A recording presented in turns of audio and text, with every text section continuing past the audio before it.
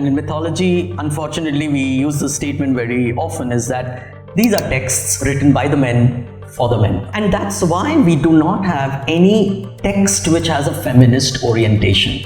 However, there are certain very strong characters, for example, Draupadi or Shakuntala. I've seen that be it in Bollywood films or even mythological stories, women are either seen as they are looking for a savior or there is a shade of villainism in them. In mythology, we have texts that we teach and it's called Journey of a Hero. And the Journey of a Hero has 17 steps that the hero covers from being an ordinary person to a hero. In the 17 stages, there is only 2 stages which talks about the role of a woman. Okay. One is a damsel in distress and the other is a seductress. It's like an unsaid rule book on how women should dress modestly, they should smile, they should keep quiet, they should be with their husbands. This is a framework given by the men To women. to women. Aise raho. That's your role. Do you think that Bollywood films understand mythological stories or epics? Latest movie was Adipurush, which faced a lot of backlash. They often do make mistakes, but their job is entertainment. They have to give a song and dance, they have to give a car chase. In sabke beech mein, they have to make money. With this in mind, often the text kind of gets changed, and these days there's so much of focus on special effect, narrative might suffer. How do you think Indian mythology has dealt with subject of LGBTQ? Welcome to Women's Social Corner. I am Janvi and this is Editor's Pick. Today on the show we have mythologist and author Utkarsh Patel. With him we'll discuss a lot of topics considering Sita, Lord Ram, Draupadi and a few other characters. So let's get the conversation going.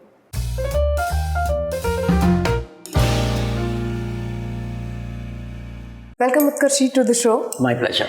To start with, mythology has been like, we have the stories for ages. How do you think that they are relevant even today and what makes it possible? See, the stories of mythology are not just telling you some kind of a story of once upon a time, right? All these stories have lived generations and ages. Yeah. That's one aspect of it which is very important, and they are ageless and timeless. Correct. The relevance of the subject's matter is still there because these are cultural documents. These are cultural stories. They are not just stories of a time. Yes, they are a story of a time, but as I said, they are timeless. Yeah. And because they're timeless, and they're talking about what? They're talking about human emotions. They're talking about human needs. They're talking about human requirements. Have they changed?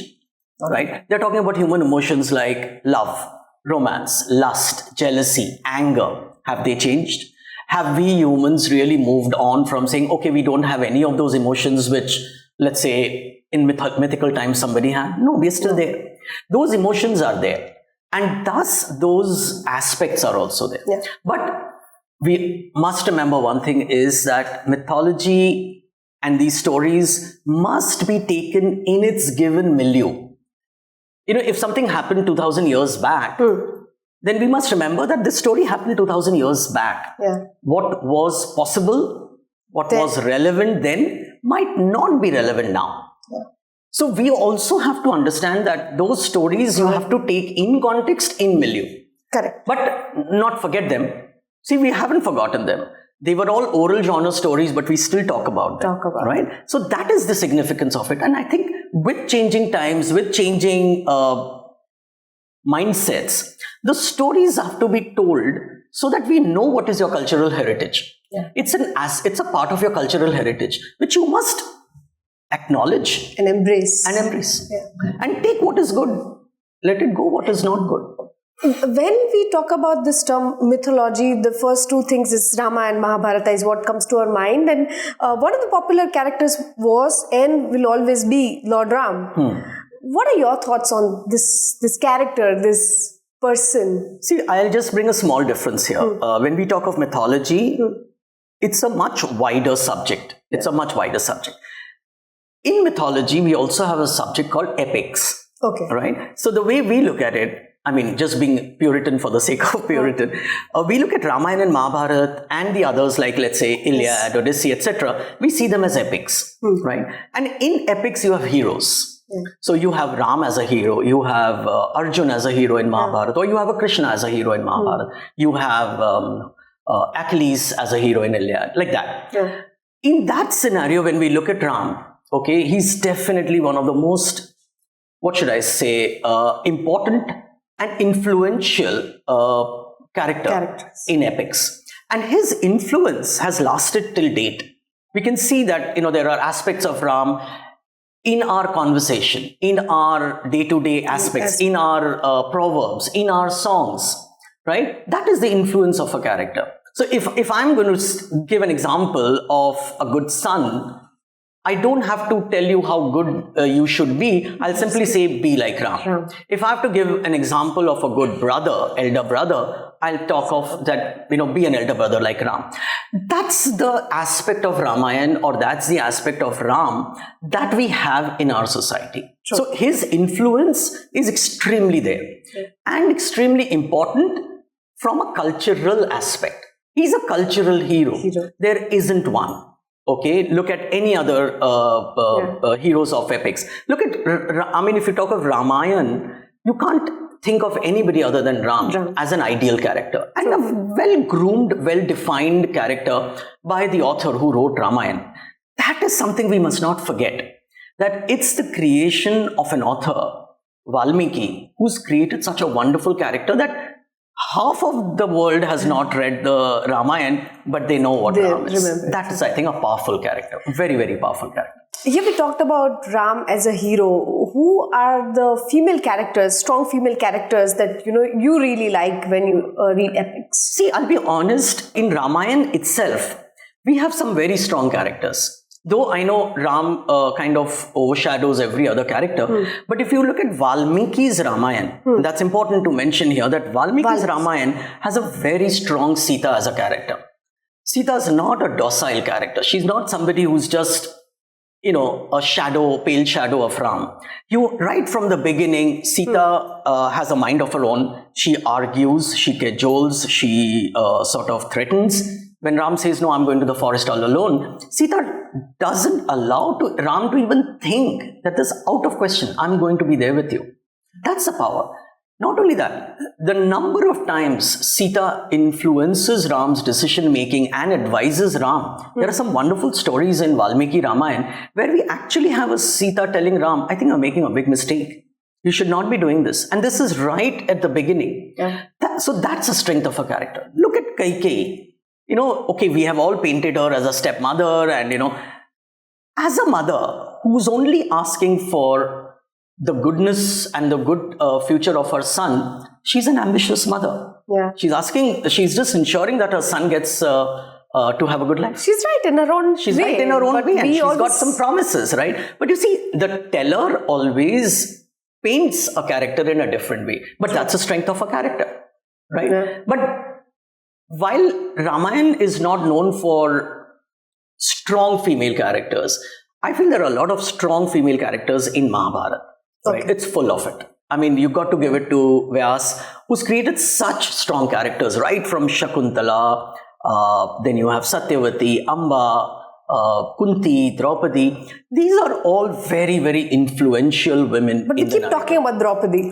Yeah, we keep talking about Draupadi, but that's because the narrative towards the end flows with her. And that's why, and Draupadi has this whole thing about anger and, sort of control. That's why. But there is no doubt about the fact that we have a Kunti who's extremely smart, intelligent. There's a very brilliant episode towards the end, when Krishna comes with the peace mission. And then Krishna goes to meet Kunti and says, what do you want me to tell your son? And Kunti is not very happy with the idea of a peace mission. Why is my son still looking at peace mission? And remember, she's staying with the Kauravas. That's her strength. That despite her sons being wronged, she is staying with the Kauravas to be an eyesore in their eyes by saying she must be there all the time so that everybody realizes that her children have been wronged. She doesn't vacate that place and go and stay somewhere else. Anyway, coming back to the episode when Krishna comes and asks Kunti that, what message do you want me to give to your son? And then she tells an entire story which is called the Vidula Upakhyan. Okay. And the Vidula Upakhyan actually talks about how a son who had gone on battle gets scared and comes back. And the mother, when she learns that the son is running away from the battle, she makes sure that the fort doors are closed. And she stands at the ramparts of the fort and tells her son that I don't want to see you coming back like this way. You went to fight a battle, fight a battle. I'm willing to, sort of see a dead body of yours, but I'm not willing to see like this. Tell my son about Vidulaupak. Look at the strength. Look at the strength, knowing fully well that there was nobody with the Pandavas. And says, tell my son about Vidulaupak. And also tell my son to realize that what wrongs their wives have undergone. The molestation, the open hair, the whole disrobing thing. Tell them to remember that. Here is a mother-in-law who's taking the side of her daughter-in-law. Look at the strength of these kind of women. See, unfortunately what happens is, if a woman is yelling, shouting, angry, we tend to look at them more. But there are silent powers of women. Kunti is an ideal example. Satyavati is another example.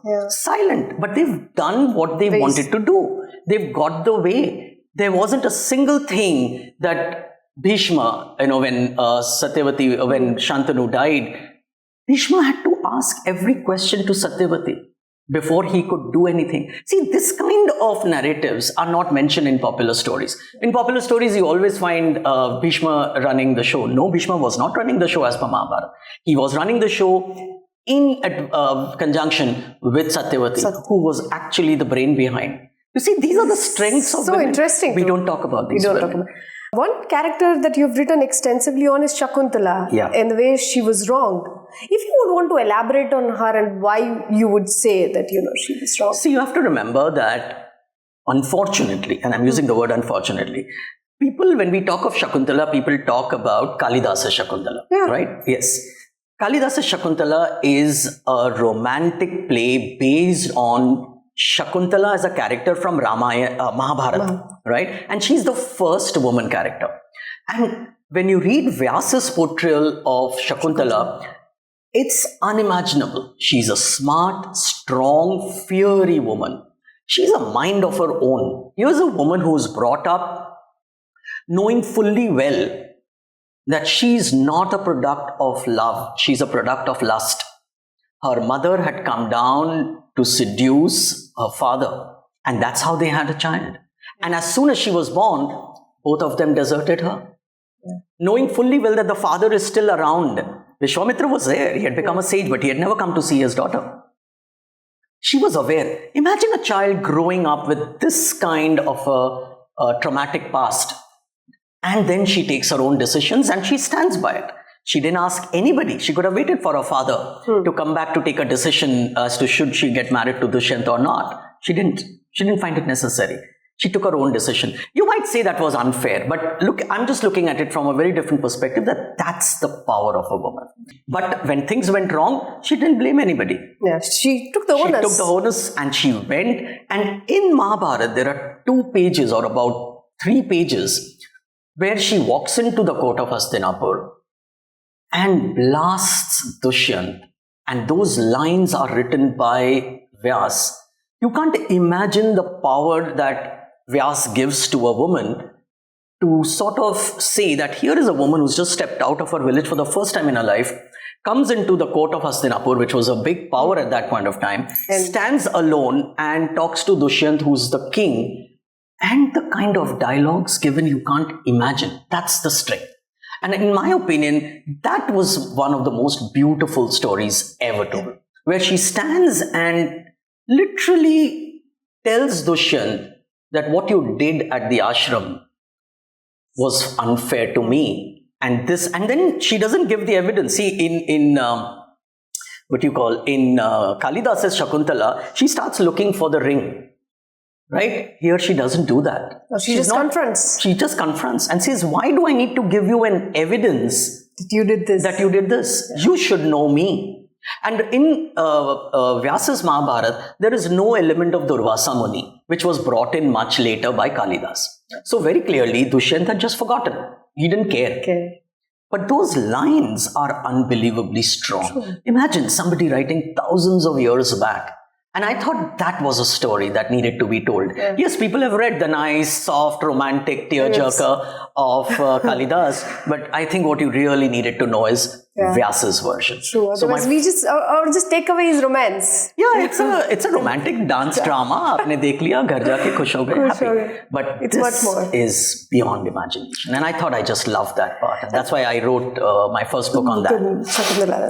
Now that you brought this character, tell me, like, what is the most feminist text that you have come across when you read all the mythological stories or the epics? Be it Indian or the world. Because today we talk a lot about feminism, but I think even way back, I mean ages back, there were texts. There is one thing you must remember. All the texts, all the myths, all the epics, they've all been written by men. Yeah. Right? So there isn't a single text which has been written by a woman. Yeah. So when men have written, and in mythology, unfortunately, we use the statement very often, is that these are texts written by the men for the men. For the men, yeah. Right? And that's why we do not have any text which has a feminist orientation. However, there are certain very, very strong characters in myths or in our epics. For example, Draupadi or Shakuntala. There's a very well-known text down south called Shilapatikaram. Okay. And that is the only epic, it's a Tamil epic, that's the only epic which uniquely rests on the shoulder of a woman. The central character is Kannagi, and Kannagi is there from the start to the end. And Kannagi's power is so unimaginable that she's an ordinary girl, gets married very young, she falls in love, her husband deserts her at one point of time for a dancing girl, then the husband comes back. Till then we find her a very simple woman. At certain point of time, her husband gets killed executed by a king who had passed a wrong order. You see this woman transforming there. And then she goes, again, somebody who's never stepped out of her village, goes to the city of Madurai, goes to the court of the king, proves that the king has faltered in his judgment and wrongfully. And imagine, that entire dialogue that happens at that point of time is unimaginable, written way back. Sounds so powerful, never heard of it. And the king is so ashamed about what he had done that he gives up his life and he dies. And after his death, his wife also dies. But Kannagi is not satisfied. She says that besides the king's wrong judgment, the city has also wronged me. And so she curses the entire city to be burned to ashes. That's the way you look at some of these stories, you realize that how people have conceived these kind of characters, that they are strong. That strength of theirs allows them to call Lord Agni from the heavens and say, burn up the city. Yeah. What is if I have been right, you need to burn. And the city goes up in flames. Oh. Right? So there are shades of some brilliant characters in mythology. However, what we do is we tend to mellow down the whole characterization for whatever be the purposes. That's the sad part of it. Right? Like I said, Sita in Valmiki's version is a strong character. But then we see a docile, pale shadow of Raman because we are so busy eulogizing a central character. That happens. So even if you see in some of the characters in the Greek mythology, they're also like this. They're very like Penelope is considered to be a great character in Odyssey, but then hardly any power of Penelope. The power that men have all eulogized is chastity. Somebody who's waiting for the husband ever and ever. We love these kind of characters, but we don't like rebels. When you brought the topic of rebels, I have seen that be it in Bollywood films or fairy tales or even mythological stories, women are either seen as they are looking for a savior or there is a shade of villainism in them. How do you see that? So in mythology, we have, there is this text that we teach and it's called the journey of a hero. And the journey of a hero has 17 steps that the hero covers from being an ordinary person to a hero. In the 17 stages, there is only 2 stages which talks about the role of a woman. Okay. One is a damsel in distress and the other is a seductress. If you look at any of the story, there are 2 kinds of women. One who suffers and is waiting for the guy to come and help her out, and the one who's trying to seduce the hero so that he can be tempted or he can be taken away from a place. in mythology or in any of the narratives, there is seldom anything beyond this. I'll give you a simple example. I was talking to somebody and, this was a revelation. He says that, yes, you are always saying that Draupadi is a very strong character. Draupadi is a very strong character. But what did she do? She still had to suffer for her husbands. Yeah. Right? Despite all the great dialogues that Vyas has given, she is still in the mold of the patriarchal circle. Right? Sita or Draupadi, both are suffering. Yeah? No, we tend to give Draupadi's example more often because, she's been more vocal, she's been more loud. But he says at the end of the day, she stayed with her husbands. Yeah. And she still was within the framework. Nobody asked her. When there was this peacekeeping mission going, she was very angry. She says, what are we talking about peace? Battle. Fight karo. Look at my hair. Look at my insult.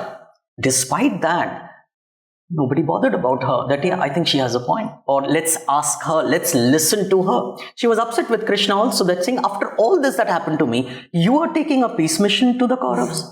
So, while we say that she had a mind of her own and all that is fine, but you see, patriarchy still rules. Yeah. Right? Nobody asked her opinion on this matter. Sure. Do you think that Bollywood films understand, or Bollywood film industry understands mythological stories or epics? Because the latest movie was Adipurush, which faced a lot of backlash. But what is your overall view on this? That's a controversial question. If I answer this, Bollywood never call me. And if I don't answer this, then I'm not fair to the interview that we're doing right now. See, you have to understand here, there is two ways of looking at Bollywood. Bollywood is in the business of entertainment. And they give people what they want. Okay? They often do make mistakes, but their job is entertainment. In the job of entertainment, will they be able to stick to the text? Probably no. Right? They have to give a song and dance, they have to give a car chase, they have to give an item song. In sabke beech mein, they have to make money. To do all this and be true to the text is a tough job. So quite often our Bollywood or the television serials, they take liberty. They take liberty because they have to focus on TRPs, they have to focus on the time slot, that an episode has to be 22 minutes, abhi kuch bhi karo, 22 minutes, tak isko kheenchna hai.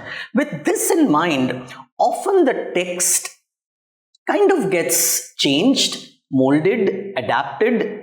And these days I find the focus is more on special effects. There's so much of focus on special effects that the narrative might suffer. Yeah. One of the other things that I've observed when I see it on television or in films is that sexualization of characters in the way they are portrayed. Have you observed it? Or? Well, in mythology, what we have seen is, except for the Apsaras and others, they don't find any overtly sexualization of heroines. But please remember that if you've seen the earlier versions of comics, you always had these women with an hourglass kind of a figure, right? That, I think, has come down a little bit because I think people are getting more and more conscious that, this is not a good portrayal. So I don't find that happening much in at least apna mythical narratives or serials. I don't see that happening. I think there is an awareness that certain kind of portrayal is necessary. So you'll always find Sita with a pallu on her head, not necessarily Draupadi, but that's how the text has been. So in that I think they don't mess around much. I don't see that happening much. When it comes to world mythology, is there any female character that you would want to discuss? Because many a times our audience may not be familiar with those. Okay, in Greek mythology, I find the character of Medea very, very interesting. Medea. Okay, Medea. Yeah, she is somebody who's helped. So there's a story about, Jason. And when Jason goes for one of the adventures, and he has to get these the golden fleece, and the golden fleece is guarded by a dragon. Obviously, he's not able to get it, but then he falls. The gods are always helping out heroes. So the gods help ensure that Medea falls in love with Jason, and Medea knows what you call. She has powers. Call it magic. And she helps Jason all through to the extent that she rebels against her father. And right till the end, Medea sticks with Jason, and at the right time, Jason ditches Medea for another girl. And Medea takes revenge. And what a revenge. So when you look at Medea, unfortunately, Medea is always seen as the sorceress or Medea the witch. Okay, but that's again the narratives. Okay, the narrative is always changing from a man's perspective. But when you read the story of Medea in the way Medea's story is, and not in the way the story has been later on told from Jason's perspective, you realize that she's an extremely strong-minded and a strong-willed woman. So I find that's a brilliant character. Please, people read about Medea. Read about them. Read about Medea, not about Jason. That's important. How do you deal with the subject of patriarchy in those text epics when you are teaching your students or discussing the text? How do you deal with the evident patriarchy, which is... See, that's something that we cannot undo. The context, the narratives, the way they were written, when they were written, it was under a patriarchal setup. Everything, you just look at it, it's a man's world. Look at any of the texts, it's a man's world, right? I mean, we keep saying what we want to, but not a single line has ever been said, was Yudhishthir right in doing what he did, right? There are some narratives which will talk about it, but Yudhishthir gambling away everything has not been debated beyond a point, right? Again, patriarchal, right? Look at the way all the stories, look at the way all the women in all the texts are treated, right? They're just incidental. They're just part of the narrative. The driving force has to be the man. Right? But then again, that's because men have written these texts. We don't talk about that very often. I talk about it very, very often, I guess. All my texts, all my books have been from the woman's perspective. All my books except one, where I think, I think one of the days the men are going to come and beat me up by saying, why are you so against patriarchy? But, that's the problem. The patriarchy has been so prevalent that I sometimes find that it is rubbed into even today's modern generation, where even today, we still have those lines which are very, very offensive about women or the way women get treated. And the other problem with this, I feel, is that it has been so powerful and over so many generations that even women have internalized the fact that we are second-class citizens. That is another problem. And that, I think, is a bigger problem, because to come out of it and rebel is going to be double efforts. I mean, it's like an unsaid rule book on how women should dress modestly, they should smile, they should keep quiet, they should be with their husbands, get married, have kids. This is a framework given by the men to women. ऐसे रहो. That's your role, right? अगर आपको नौकरी भी करनी है, तो आप स्कूल में पढ़ाओ. Run tiffins from home, baking karo, make nice cakes, and that's the framework given. School job is very good. क्यों? क्योंकि वो बच्चों के साथ you go, बच्चों के साथ you come back, and then you're there at home by the time your husband comes back, right? This is a framework given. But things are changing. I'm not saying things are not changing, but then again, when you get married, the first question is, if you're working, are you going to leave the job? What if your husband gets transferred? These questions the women have to still battle. Why are men not asked that? What if your wife gets a good job? Are you going to go? Are you going to leave this job? We don't ask men these questions. So that's the whole inherent patriarchy that we have. We'll have to deal with it. And I think you really need strong hitting people to say that, this will happen, deal with it. Now that we talked about women, the other thing which I observed was on the modern gurus and self-proclaimed babas, one of them is this Anuruddha Acharya Maharaj. On social media is popularly known as the spooky baba or biscuit baba. What are your thoughts on people like him, or people or I've seen this Abhinav Arora, who's not a child, I think barely a teenager, and he's talking about Mahabharata and Radha and Krishna. How do you deal? What are your observations on that? Two things matter here. One is the growing illiteracy and the growing insecurity. The more insecure you are, the more you will fall prey to these kind of things. I mean, what is a kid going to bless me, and what will happen to me? How is my life going to change by his or their blessing? It won't happen. But you see, we are an extremely dependent society. We depend a lot on everybody else. कुछ नहीं होगा तो यही कहेंगे कि मेरे ग्रह अच्छे नहीं हैं. Right? I am not willing to take a blame on me. If my book didn't do well, the book was not good. Yeah. Or maybe the book was good, people didn't like it. Yeah. But you can't say that, वो शनिवार को I had launched it और वो शनिवार ग्रहण था. That's why my book didn't do well. No, that's not going to work. You've got to take charge. You've got to accept the fact that it's your problem. Let's deal with it. Let's not blame the times. I come across so many people about Shani ka dosh hai. So 7 years of this, and so 15 years you're going to do nothing. Yeah. But if you don't do all this, and if you don't know about it, and sometimes I think ignorance is bliss. Nahi janna hai mujhe. I don't know about Shanivar and Shani, Sati, nothing. Don't get into all this. Yeah.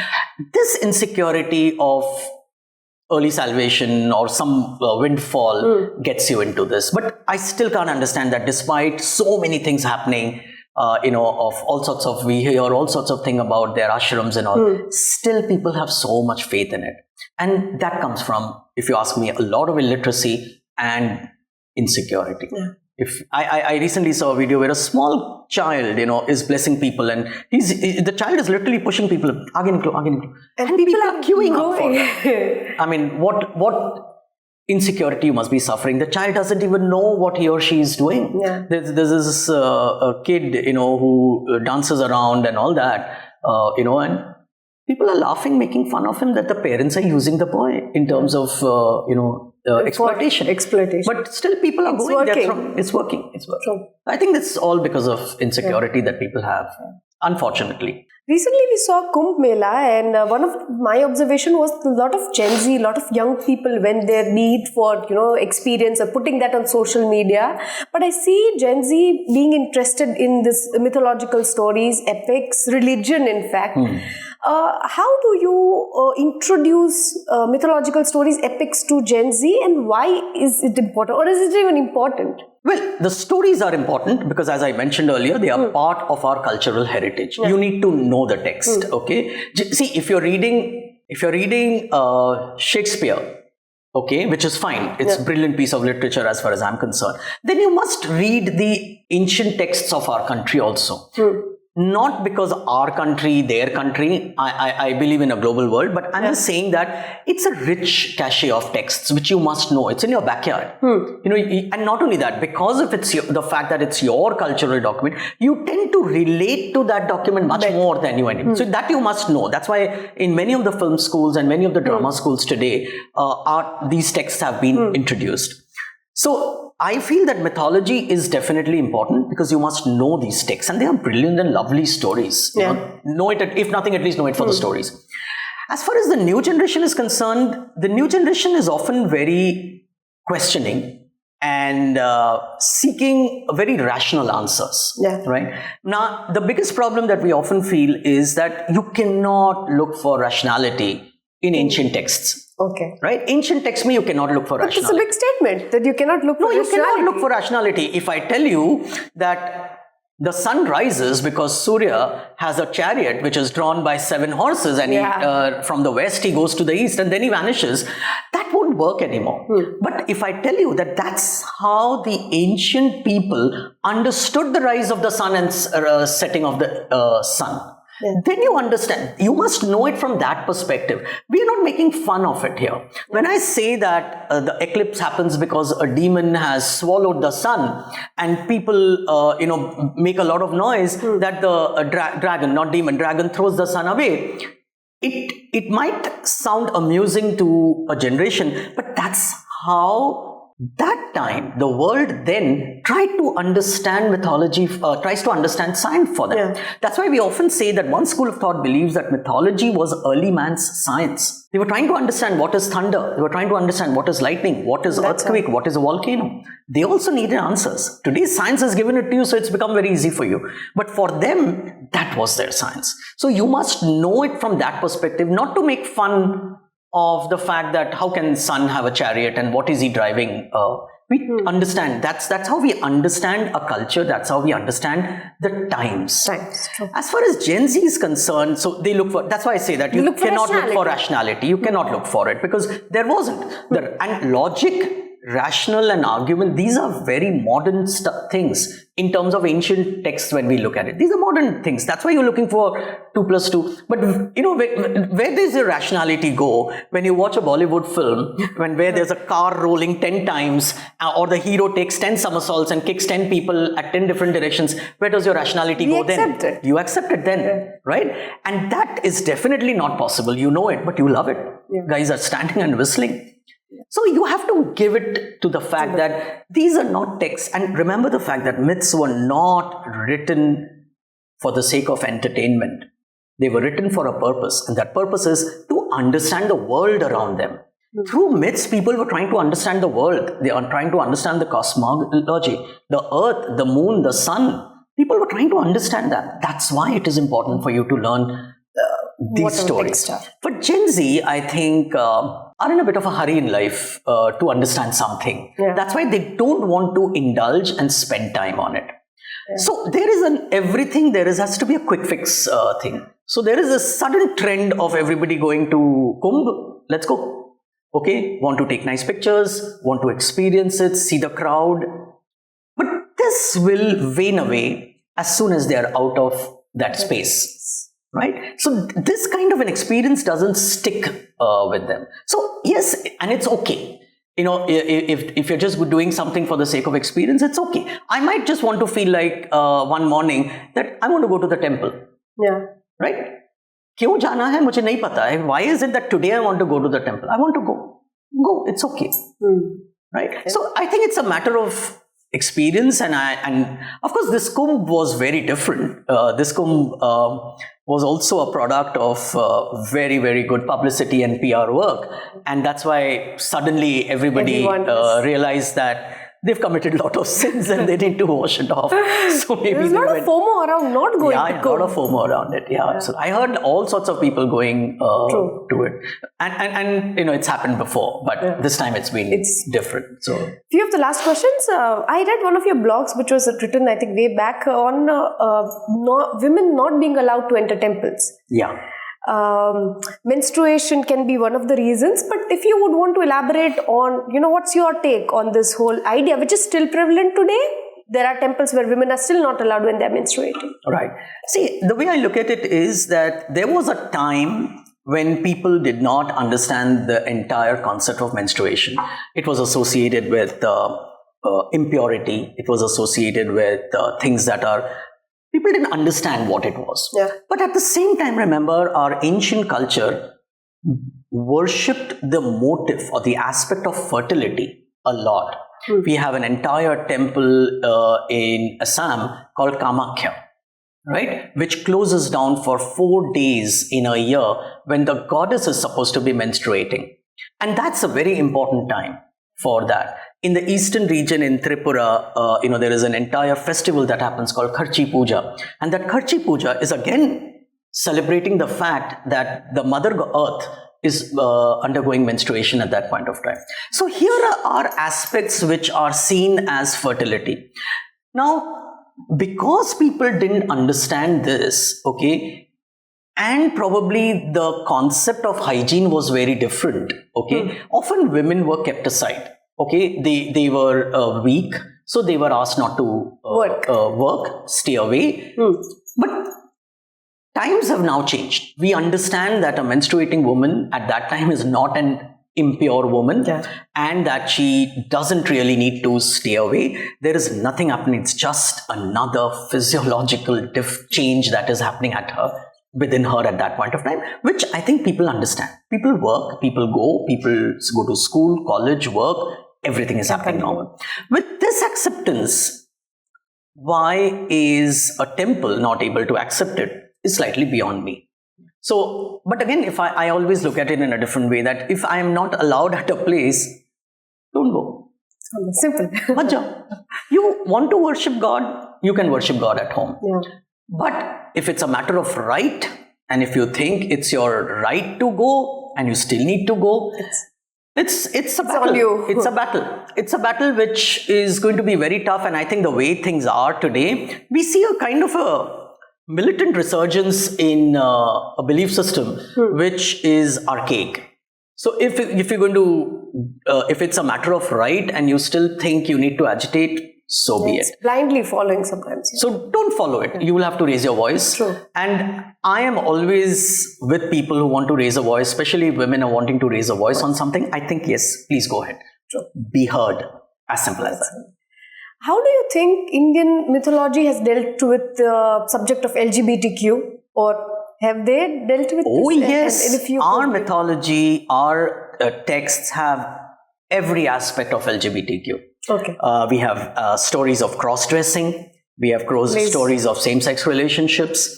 We have stories about everything. And again, that's what I'm saying, that this whole idea that this whole homosexuality has come from the West. No, it's not come from the West. It's been, and I've done at least a whole series on this, on same-sex relationships with examples from mythology. And every mythology of the world has examples of it. And that is because same-sex relationship was never seen as something different. It was seen as just an alternative expression of a sexual preference. That's how it was. With the later times, we've gone and said, ye galat hai, unnatural, natural. Yeah. No. Myths across the world have dealt with homosexuality and as just another expression. They've not even mentioned it. We have Mesopotamia, we have Greece, we have Egypt, we have all sorts of stories. And it was not a big deal. It's not a big deal. It was not a big deal. I think it's the Victorian prudishness which has kind of made it a big deal. Otherwise, it was not. Our texts have never had a problem with it. Interesting. The last question, if you would want to elaborate on your latest book and, tell to our viewers on what it is about. Right. So my latest book is about silencing Draupadi, which actually deals with how women's voices over a period of time have been subdued or erased.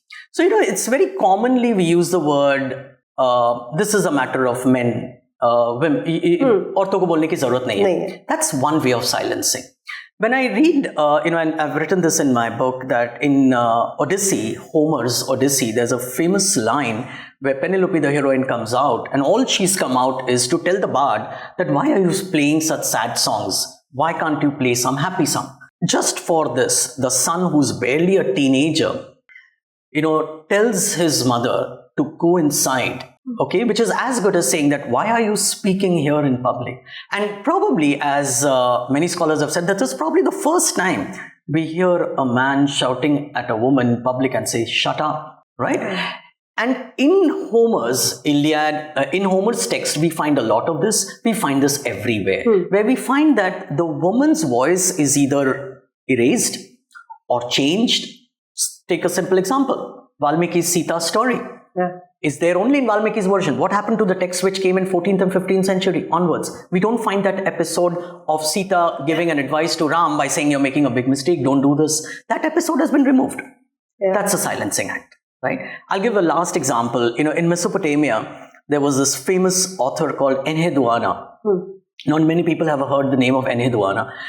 During her time, she was the first person to have written anything. Mind you, nobody wrote anything at that point of time. They were the first people to write. She was the first person to write, and she had written close to 60 poems, each dedicated to a deity of her times, right? Nobody knows about them. So they were written in clay tablets, so the clay tablets were found somewhere in 1921. The tablets were found in 1921. The first set of translations come out in 60s. Remember, she's the first writer, she's the first author, and she's the first woman to write in the world. Yeah. Still nobody knows her name. And ironically, I read somewhere that she's the Sumerian Shakespeare. I said she's referred to by Shakespeare, who came in much later, Sumerian Shakespeare. Yeah. It took 40 years to even have the first set of poems of hers translated. But how many of us know the name of Enheduanna? It is so unfair. It is so unfair. So unfair. And that's because, and remember, she was the high priestess of the temple of Inanna, which is a very, very big position at that point of time. And she wrote so many poems, each dedicated to a god in Mesopotamia. So interesting. But see, how many of us know? So over a period of time, what we have seen is in terms of epics, myths, stories, the voice of the woman has constantly been silenced. Yeah. It could be violence. Rape is one very common way of silencing a woman's voice. It's slashing of tongue, harp orders, or simply not taking her view into consideration, or not allowing her to speak. Yeah. And I just felt that this has happened time and again. And so there's a theory that what happens when certain characters don't behave according to their personality. And this comes from the fact that, look at Draupadi. She had the power to, during her Swayamvar, there are these kings and princes from all over Aryavart, and they were all very powerful princes, all men. And she stands up and says, sorry, Karna can't participate. Yeah. Would a woman have that kind of power to say that, okay, he can't participate in this? Again, when she's molested and she's dragged in that condition, when she's disheveled, it's an insult, none of the husbands are standing up, she still has the power to speak up and say, okay, I have some questions to ask. Even when Jayadratha is trying to kidnap, she says, be very careful, my husbands will... She has the power to speak. But when she's getting when she's made to marry 5 people together, she doesn't say a word. Yeah. Why? Such a powerful person who's always known to speak. Why do you think she doesn't say? So you read my book. Okay. And I'll tell you why she doesn't say. That's a good cliffhanger. Yes. Please read the book and find out why she doesn't say. Yeah. Thank you so much for your time and for your insights. And for more such conversations, keep watching Women's Social Corner. And thank you very much.